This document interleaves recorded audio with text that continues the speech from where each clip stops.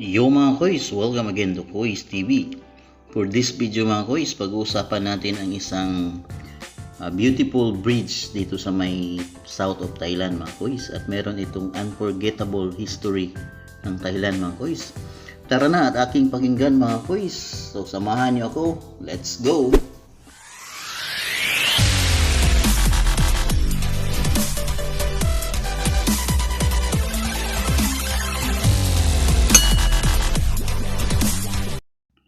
Sarasin Bridge mga kois, or in Thai, it called Sapan Sarasin mga kois.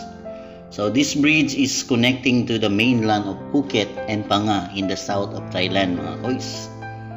And this is the most of the beautiful bridge and there is an unforgettable history mga kois.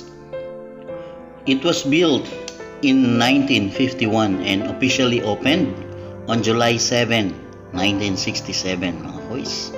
So it is considered as the first bridge linking Phuket and Phang mga kois. The total length of this bridge is 660 meters with a total budget of 28,770,000 baht. It is named after Phuti Sarasin, a former minister of Thailand.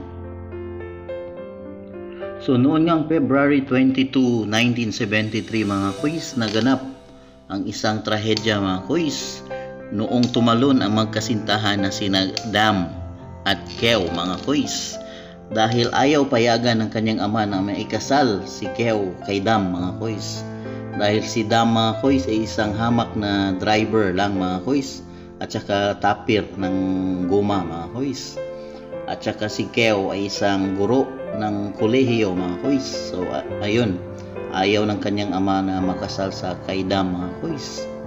So kaya hinigpitan nila mga kois at ayun, so naisipan nila mga kois na magtali ng kanilang sarili mga kois.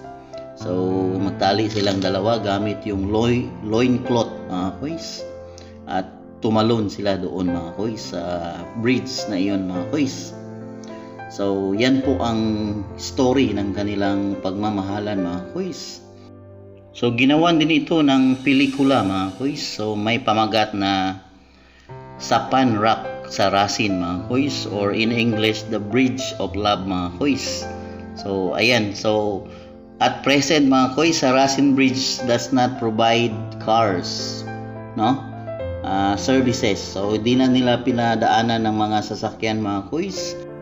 At ginawa nila ito ng pavilion mga kois para sa mga turista, para sa sightseeing mga kois.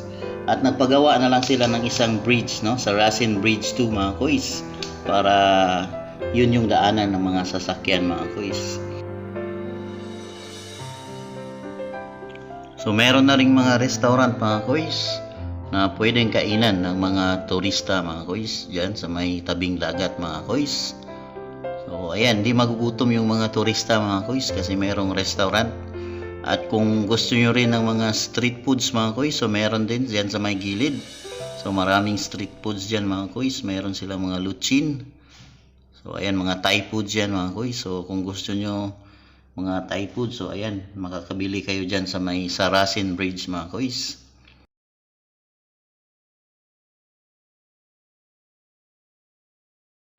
So ayun, kung kayo ay mahilig sa modeling mga kois, so ayan, pwede pictorial na maganda.